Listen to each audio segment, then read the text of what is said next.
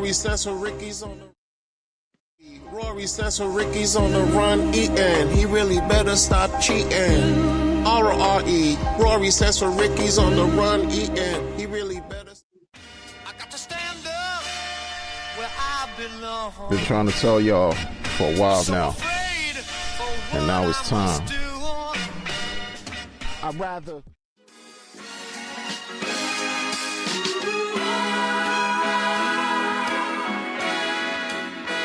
Hey, y'all.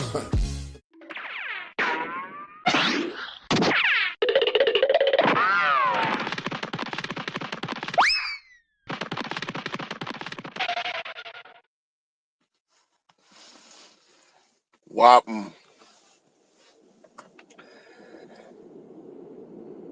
Nights like this, I wish that raindrops would fall. Nights like this, I wish that raindrops would fall. Welfare sucks. It's a stream for the voiceless people who are not being respected out here. I'm speaking for y'all today. I'm speaking for y'all. Speaking for the honest ones, though. There's a lot of y'all that take advantage. This is not for y'all. I'm speaking for the honest ones, the honest ones. Yo.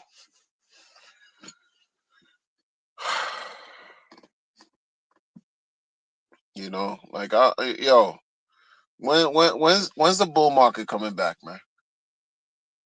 I'm tired of working for the people, by the people, for the people. I really am. I'm tired of working for the people, by the people, for the people, with the people. I'm tired of doing it. I'm tired. It's a thankless job. Somebody got to do it. It's a thankless job. When's the bull market?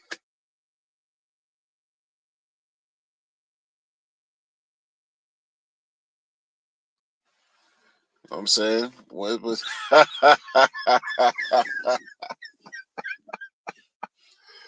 the bull market coming, man? For real.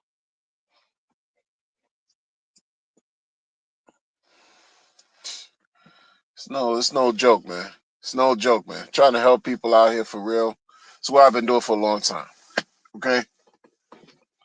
It's what I've been doing for a long time, all right? But I gotta tell you, man, when you're in some of these offices, you trying to help people who are down and out. This is why it's not good to judge people.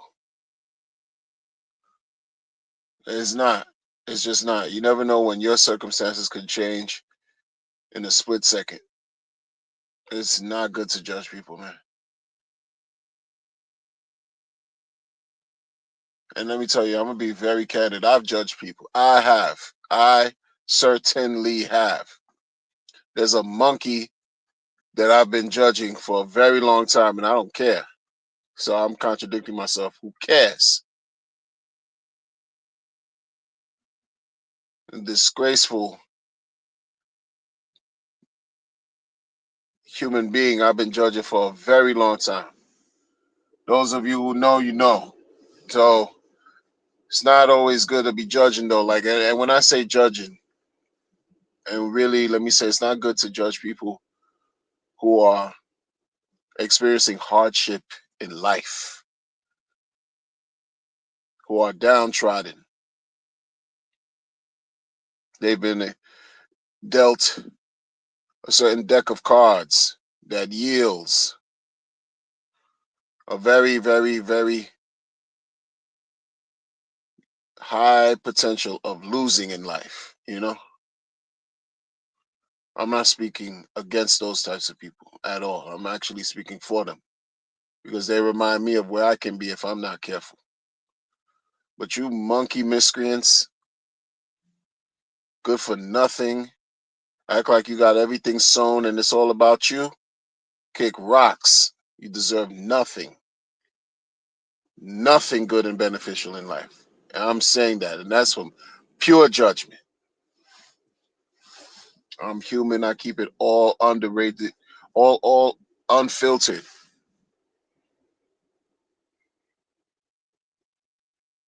Like seriously, bro. Like you walk in some of these offices, man. You don't understand how dreadful. It's like it's a different beast, a different beast. You in this waiting room, and you're wondering how you got yourself there. You're in a waiting room in this office. You're looking for somebody to help you eat today, somebody to help you keep a home today, somebody to help you find some kind of way to, help you see a doctor, somebody to help you alleviate from some type of suffering that you're going through. And you're made to feel like garbage in these settings, man.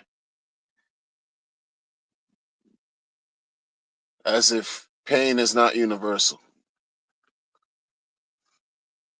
The same people who are judging you behind these glass window panes. Them panes been up since COVID.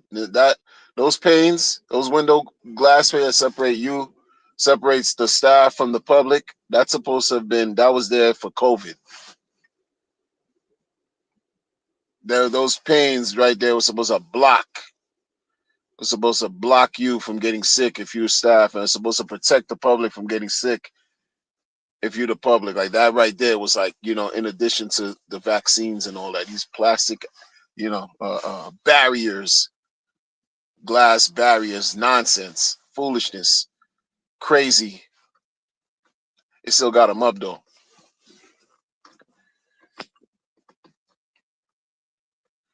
These archaic, barbaric, bureaucratic systems and setups are just made to make you feel less than. And sometimes you got to fight through it. Not sometimes, like all the time, you really got to fight through it because it's there for you to give up. For there to give up on hope in life. Imagine social service systems that are there to provide social services make it extremely difficult for you to navigate through to obtain what you need to then keep it moving.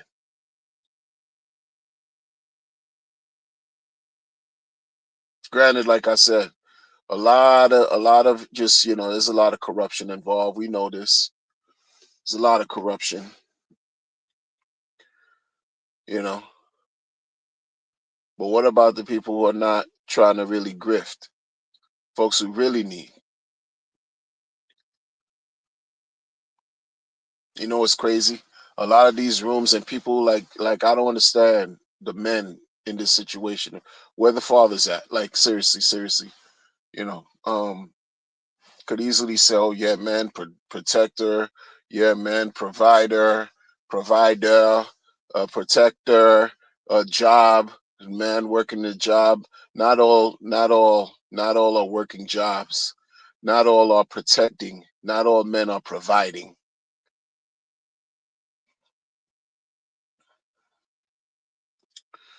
Right? The men, right, taking advantage. Men are producing children that they're not rearing. Sad. You know where the children are? They're in these offices, sitting down.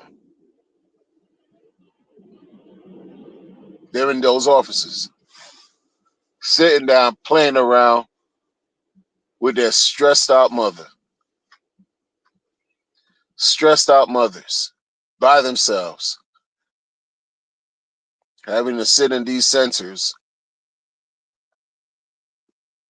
shoulder to shoulder with people you don't even know. Many of them can't even speak the dominant language. They're just told, look, you need help, social services, et cetera, go there. Point. They point there. You walk in and it's just nothing but kiosks. And somebody right there at the kiosk who might be able to help you navigate, punch the right buttons on the screen. But if you don't speak the language, you cooked. You cooked. Kids screaming because they tired. Kids screaming, they're hungry. Kids screaming because they don't want to be there. There's dread in the air.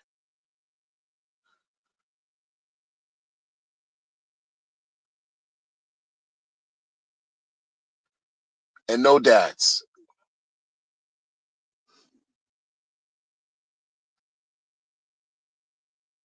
No dads.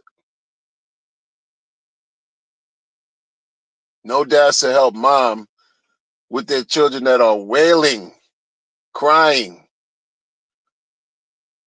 already stressed in a stressful situation, stressing everybody else out, including the like, we're the fathers, bro.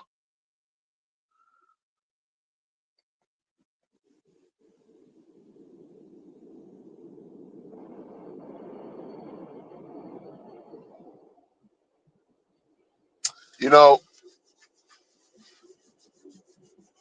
I used to see this because I lived it, right? I lived it too, and I used to see this happen when I was young, when I was smaller in age and stature, when I was a kid, right? I was fortunate enough to have my father in my life. Shout out to the chat. Peace and blessings to the chat.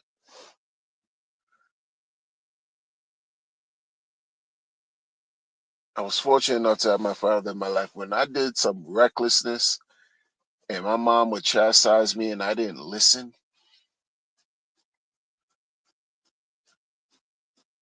all it took was for my father to appear out of nowhere, for me to actually be warned, verbally warned, and for my father to appear out of nowhere at any time. That man appeared, I straightened up real quick. My act up real, whatever I was doing that was causing mad drama and stress, acting bad, I stopped. Stressing my mom out, my father show up, I stopped. Leave it alone. Cause I knew it was coming. I knew what was coming behind it. Especially if he found out. My mom was just like, yo, nah, I'm telling him.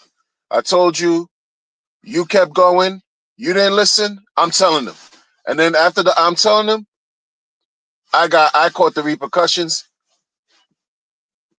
Number one, I caught the repercussions because I didn't stop.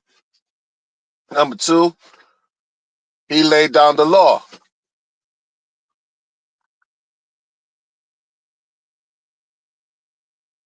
My goodness, man. Sometimes all it took was a look. Sometimes all it took was just, his presence. My goodness, bro. Like, shout out to the viewers that everyone's scared of him. 100%. Oh, wow. I'm scrolling up. Oh, you saying, oh, in your situation. Yeah, sorry to hear that. Sorry to hear that. I should be more anonymous. What's kind of I don't know, man. I should be more anonymous. Who knows? That guy definitely deserves to be put somewhere because he's a scammer. You always abandon your son. Sorry to hear that. Sorry to hear that. And when I was small too, when I was young, much younger, let's say late teens, and I was becoming more aware of certain things, more aware of my peers at the time getting pregnant, more aware of kids my folks friends my age, just like, yo, you about to be a parent? We like barely 18. What like, huh? Then growing up at a early still like 18, 19, 20, and then folks leaving school because they can't manage school, is about to have a baby, have to just leave school alone and just assume a different role. You're a parent now you gotta figure it out. What are you gonna do? In my mind, I'm thinking, okay, the father gonna go out get a job. Some join the military, but then it was like it's hard because you do something like that, join the military, you're not even gonna be present there for your right for your child and your child's mother.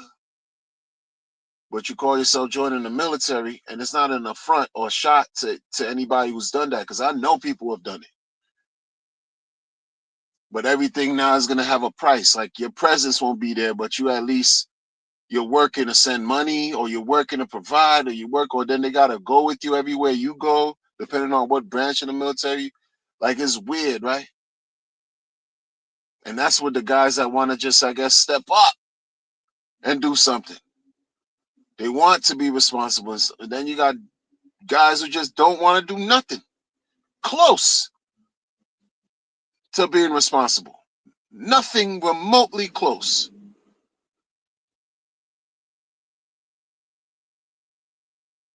And I'm talking about like 30 years, 35 years ago. I'm like, yo, where's the father? I was asking this question then.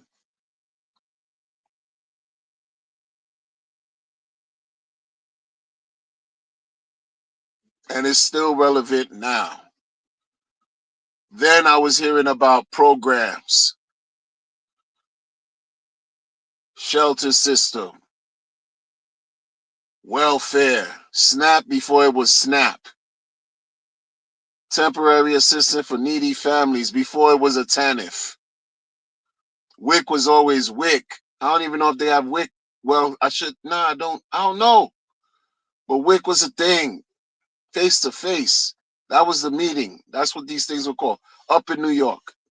Welfare, anything welfare, face to face. You have your face to face appointment, meaning you got to go physically go see a nondescript person who's supposed to be a social worker to help you out. And hopefully they don't have an attitude. You pray that they don't have an attitude, because if they do, you're cooked for the day. Your case closed, it ain't gonna get reopened. Huh? You're not, certified or whatever. You're not getting what you need. You there all day. Sometimes you gotta come again. You gotta meet some nondescript social worker that got an attitude, and you gotta meet their supervisor, even their manager. Sometimes you even gotta flip and attack them to get something going on, something popping. Like it's crazy like that. It was. I mean, this is just what it is now. Now you can't do that anymore, because then you'll catch a case. You can't physically attack. You'll catch a case. You'll be looking at 7 years behind bars. Why? Because historically, the public clapped back.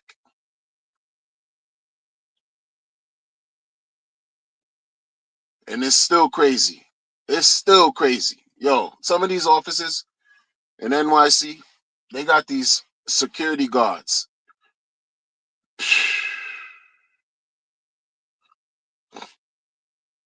They're not armed, but it's so many of them. You're like, yo, why did this place need so much? And then you understand what's because of what used to happen historically. People, one office I went to years ago, I remember going to years and years and years ago. A mother was there, a baby carriage, and another child. And I guess mother didn't receive what she was looking for that day, and was just like expressing her frustration out loud. Security was like, try to interject, and then it became a bigger thing, and then it was out of nowhere, maybe 10, 15 blue shirts, security people surround her like, yo, what y'all gonna do? It's a woman. What are y'all gonna do?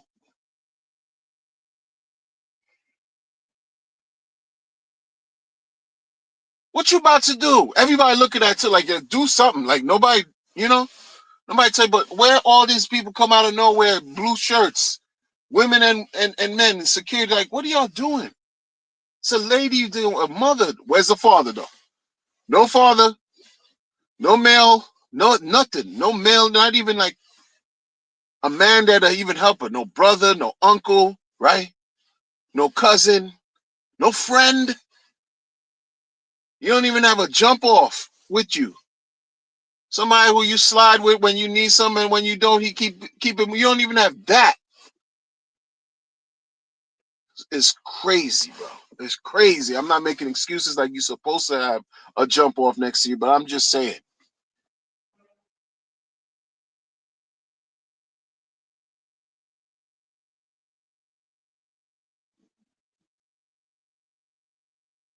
So much has changed and so much is still the same.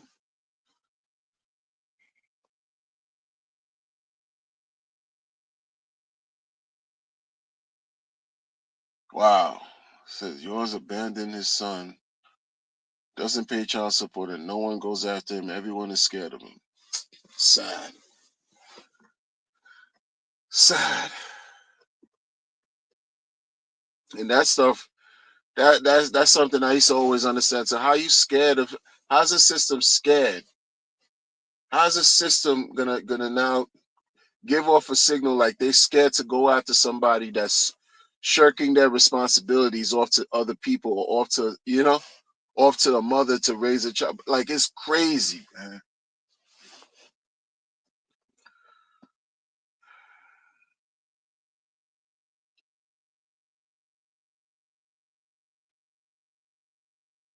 And then all what happens is it's just this cycle, this vicious cycle that perpetuates itself, ongoing.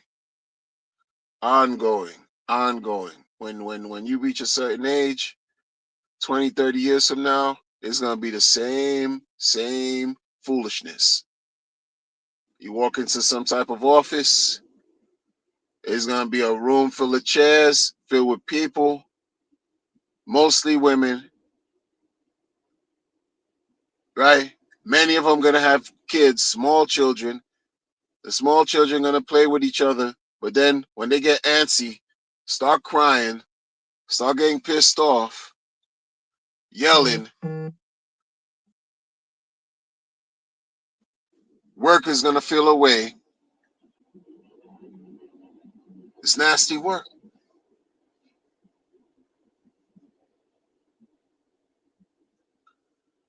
It's like nasty work, yo. And then, God forbid, if you like a stepfather, like somebody come in, you meet a lady, right? And the lady got kids. Not, it happens. And then the man that's there now wants to, like, sort of, stick around and be there. What about those guys? They get maximum disrespect.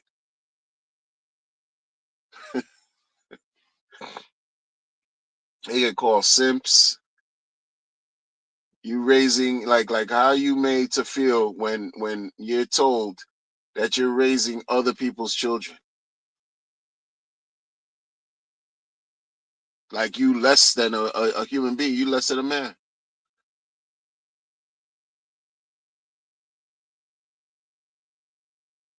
Imagine. And then you get it both sides.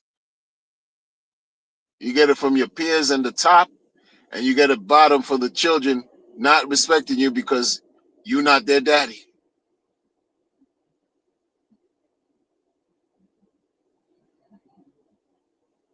Doesn't get more real than that.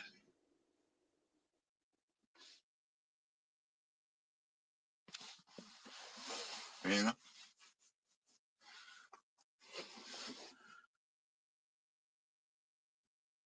Who speaks for them? You know how many people I've like throughout that I've met in my short life, like they tell me, their stepfather, stepfather, like it's a lot. Just yeah, numerous adult, yeah, oh, stepfather, step. I've heard it. Who speaks for them?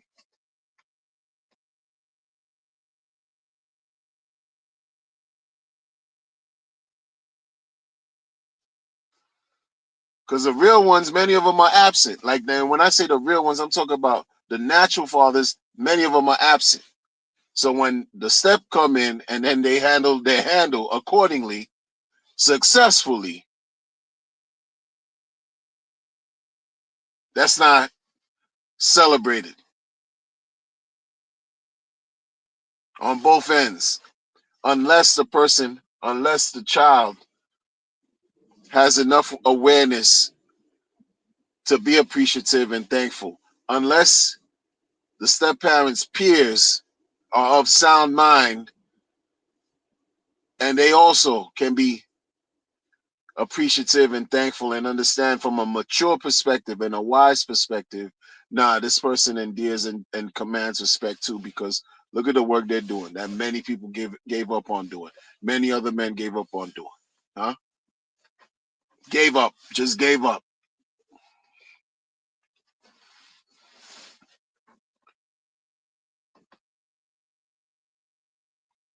That's why when the gentleman said when that person gonna be in jail, I don't respect that guy. This is a personality, a weirdo who's in crypto, absolute weirdo who has yet who just did so much, and this stream is not gonna be about that. But I don't respect that person at all because he doesn't present what being a real man is. Like you can't hold a candle next to a father in life. He can't hold a candle next to a father who's been present in the lives of their children, the lives of their family, raising children. You can't hold a candle next to anybody like that. Real men who show by example what it is to sacrifice, what it is to be honorable, what it is to be respectful. These are qualities that guy is absent of. And this is a person who claimed that they were trying to save people out of a bad situation and get involved with cryptocurrency. And it's been an absolute fail up to this point. Absolute fail. No, some people made off well, so it's not 100% fail, but maybe 95% fail. Dude's a loser. And he's not a man to me. He's a man child. He's a boy. He's a female dog. He's on his period all the time. Like this person, no respect. But going back to the topic at hand, there's a situation. It's like breaking out of the cycle, breaking out of the cycle of violence, of poverty, deprivation, degradation, monetary, financial abuse, lacking education, lacking the will to achieve, lacking the will to be motivated. Yo, there's people that still live in that condition over here. They still, and it's active, it's thriving, it's alive. Like, my goodness, yo.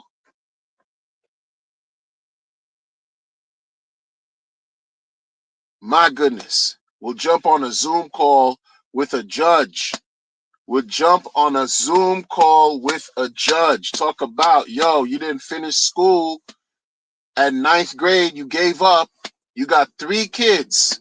Father not involved, father not on child support, and you get high on a regular. You smoke weed, and you got 3 little ones. 3. The oldest one, 10 years old. You got 3 kids. You're not in school. You're not working. And you got 3. And what do you think the judge's supposed to do for you?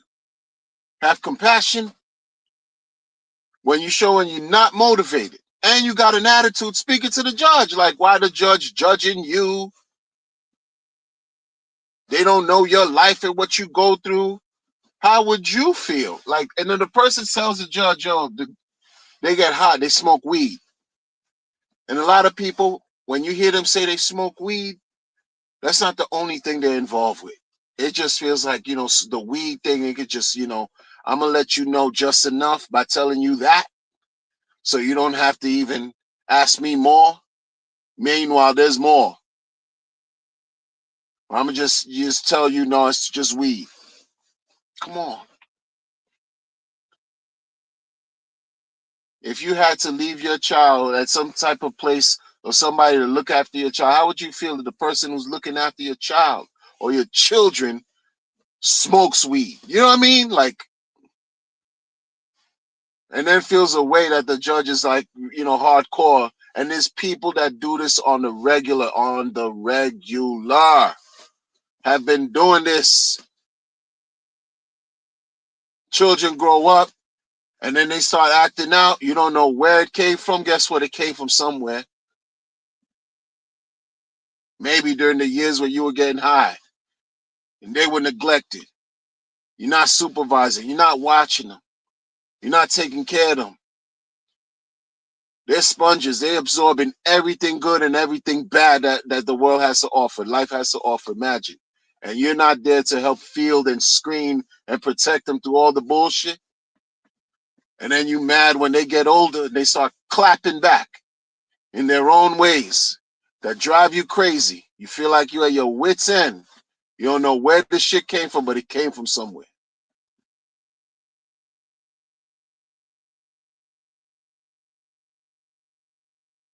And sometimes a clap back is not necessarily for the sake of just clapping back. The kids are clapping back because they can't stand what took place, what happened to them when they were small and defenseless and powerless and blame the parents. You know, real shit. Like this. Look, man. Like, you know what I mean?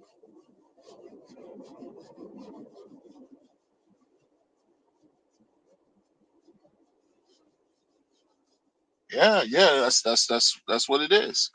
Everything ain't rosy. Everything is not, potpourri. It's not.